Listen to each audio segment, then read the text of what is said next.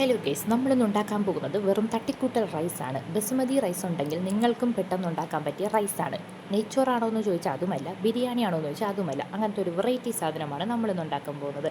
ഒന്ന് മാത്രം അറിയാം, ഇത് ഇന്ത്യ ഗേറ്റിൻ്റെ ബസുമതി റൈസാണ്. അത് മാത്രം അറിയാം. അങ്ങനെ നമ്മൾ ഒരു ഗ്ലാസ് അരി എടുക്കുന്നുണ്ട്. നമ്മൾ കറക്റ്റ് അളവിന് അരി എടുത്താലേ നമ്മൾ വെള്ളം വയ്ക്കുമ്പോൾ കറക്റ്റ് അളവ് കിട്ടത്തുള്ളൂ. അങ്ങനെ നമ്മൾ ഒരു ഗ്ലാസ് അരിയൊക്കെ എടുത്ത് നന്നായിട്ട് കഴുകുന്നുണ്ട്. നിങ്ങൾ അരി എപ്പോൾ എടുത്താലും ഒരു 3-4 വട്ടം കഴുകണം കേട്ടോ. ഇപ്പോൾ അരിയിൽ നല്ല കല്ലും മണ്ണും അങ്ങനത്തെ പൊടിയൊക്കെ ഉള്ളതുകൊണ്ട് ഒരു 3-4 പ്രാവശ്യം കഴുകിയാലേ അതിൻ്റെ വേസ്റ്റൊക്കെ പോയി നന്നായിട്ട് കിട്ടത്തുള്ളൂ. അങ്ങനെ നമ്മൾ നന്നായിട്ടൊക്കെ കഴുകി നല്ല സുന്ദര കുട്ടപ്പനായിട്ടുള്ള അരിമണികളായിട്ട് എടുത്തിട്ടുണ്ടേ. ഇനി നമുക്ക് ഈ അരിനെ കുറച്ച് നേരം റെസ്റ്റ് ചെയ്യാൻ വെക്കണം. ഒരു 20 മിനിറ്റ് വെച്ചിരുന്നാൽ മതി കേട്ടോ, കൂടുതലൊന്നും വയ്ക്കേണ്ട. അങ്ങനെ വെള്ളമൊക്കെ ഒഴിച്ച് റെസ്റ്റ് ചെയ്യാൻ വയ്ക്കുകയാണ്.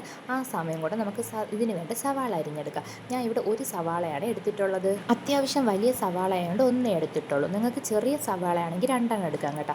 അങ്ങനെ ഞാൻ ഒരു സവാളയെ 2ആയിട്ട് ഡിവൈഡ് ചെയ്തിട്ട് 2 ടൈപ്പായിട്ട് കട്ട് ചെയ്ത് വെച്ചിട്ടുണ്ട്. നല്ല കനം കുറഞ്ഞതും കുറച്ച് തിക്കായിട്ടും കട്ട് ചെയ്ത് വെച്ചിട്ടുണ്ട്. ഇനി നമുക്ക് വേണ്ട സാധനങ്ങളൊന്ന് ഫ്രൈ ചെയ്തെടുക്കാം കേട്ടോ. നമ്മളങ്ങ് ഇൻഡക്ഷൻ കുക്കർ എടുത്തിട്ടുണ്ട്. ഇൻഡക്ഷൻ കുക്കറിലാണ് ഇന്ന് വയ്ക്കുന്നത്. ഇതിൽ എൻ്റെ കെട്ടിയൻ്റെ സ്പെഷ്യൽ റെസിപ്പി ആയതുകൊണ്ട് കെട്ടിയനാണ് ഉണ്ടാക്കി തരുന്നത്. ഞാൻ വെറും കാഴ്ചക്കരി മാത്രമാണ്. അങ്ങനെ നമ്മൾ ഇൻഡക്ഷൻ കുക്കർ എടുത്ത് കുറച്ച് എണ്ണ ഒഴിച്ചു കൊടുത്തേട്ടോ. എണ്ണ ഒഴിച്ചു കൊടുത്തിട്ട് കാഷ്യൂനട്ടൊക്കെ ഫ്രൈ ചെയ്തെടുക്കുകയാണ്. നിങ്ങൾക്ക് ഇതിൽ നമ്മൾ കാഷ്യൂനട്ടും കിസ്മിസും മാത്രമേ ഇടുന്നുള്ളൂ കേട്ടോ. നിങ്ങൾക്ക് ഇഷ്ടമുള്ളതൊക്കെ ചെറിയ അങ്ങനത്തെ സംഭവങ്ങളൊക്കെ ഉണ്ടെങ്കിൽ ഇടാമേ. അങ്ങനെ കാഷ്യൂനട്ടൊക്കെ എടുത്ത് ഫ്രൈ ചെയ്ത് വെച്ചിട്ടുണ്ട്.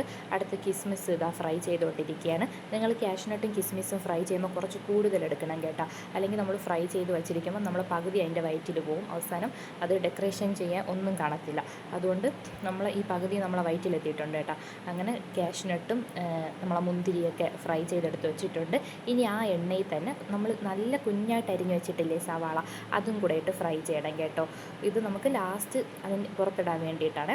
അങ്ങനെ അതൊക്കെ കൂടെ ഫ്രൈ ചെയ്തു. ഇനി സവാളയിൽ ഒരു ചെറിയ ടീസ്പൂൺ ഉപ്പും കൂടെ ഇടണം. അപ്പോൾ അത് പെട്ടെന്ന് വയറ്റി കിട്ടും കേട്ടോ. കുറച്ച് വയണ്ടൊക്കെ വരുമ്പോൾ നമുക്കൊരു ചെറിയ ടീസ്പൂണ് പഞ്ചസാര കൂടെ ഇടാമേ. പഞ്ചസാര ഇട്ടാൽ നമുക്ക് അതിൻ്റെ ക്രിസ്പിനെസ് കിട്ടും കേട്ടോ. ഈ ഉള്ളി നല്ല മൊരിഞ്ഞിരിക്കും, ക്രിസ്പിനെസ് കിട്ടും. പിന്നെ അതിൻ്റെ ഗോൾഡൻ കളർ മാറത്തില്ല. അതുകൊണ്ട് പഞ്ചസാരയും കൂടെ ഇട്ടുണ്ട്. അങ്ങനെ ഇത് മൂന്നും കൂടെ ഇട്ട് മാറ്റി വെച്ചിട്ടുണ്ട്. ഇനി നമ്മൾ അരി എന്തായോ നോക്കാം. നമ്മളവിടെ റെസ്റ്റ് ചെയ്യാൻ വെച്ചില്ലേ അരി, അത് സെറ്റായോ നോക്കാമേ.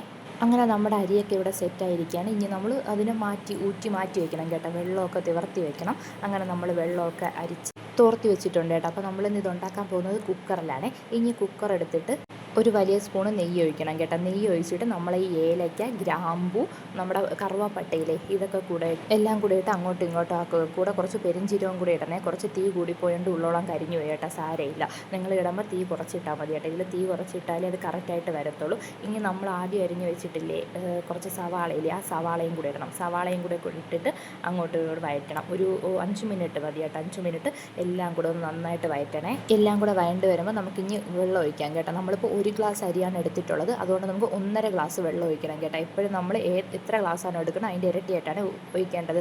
അതുകൊണ്ടാണ് നേരത്തെ അളന്നിട്ട് എടുക്കാൻ പറഞ്ഞത്. അപ്പോൾ അളന്ന് ഒഴിച്ചാൽ നമുക്ക് എളുപ്പമായിരിക്കും. അതുകൊണ്ട് ഇവിടെ 1.5 ഗ്ലാസ് വെള്ളം ഒഴിച്ചിട്ടുണ്ട്. പിന്നെ ഒരു പകുതി നാരങ്ങ നീരും കൂടെ ഒഴിച്ചിട്ടുണ്ട്. അപ്പോൾ അരിയൊന്നും ഒട്ടിപ്പിടിക്കത്തില്ല, അതുകൊണ്ട് അതൊക്കെ ഒഴിച്ചിട്ടുണ്ട്.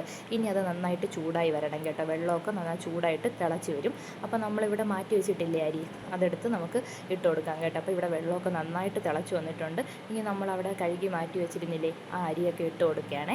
അരിയൊക്കെ ഇട്ട് കൊടുത്തിട്ട് അത് നല്ലോണം മിക്സ് ചെയ്യണം കേട്ടോ. മിക്സ് ചെയ്യുമ്പോൾ അതെല്ലാം കൂടെ നന്നായിട്ട് മിക്സായി വരും. എന്നിട്ട് കുക്കർ അടയ്ക്കാവും കേട്ടോ. അങ്ങനെ കുക്കറൊക്കെ അടച്ച് വെച്ചിട്ടുണ്ട് കേട്ടോ. അപ്പോൾ നമ്മുടെ സാധനം റെഡിയാവുന്നതും കാത്ത് നമ്മളവിടെ ഇരിപ്പാണ്.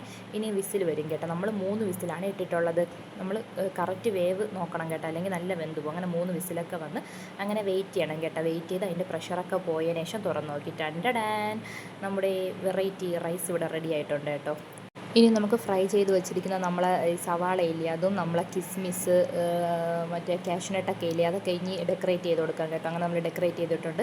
നിങ്ങൾക്ക് വേണമെങ്കിൽ മല്ലിയിലേക്ക് ഇടാം, മല്ലിയില ചെറിയൊക്കെ ഇടാം കേട്ടോ. നമ്മളതിൽ അതൊന്നും ഇല്ലാത്തതുകൊണ്ട് നമ്മൾ ഇത്രയൊക്കെ ഇട്ടിട്ടോ.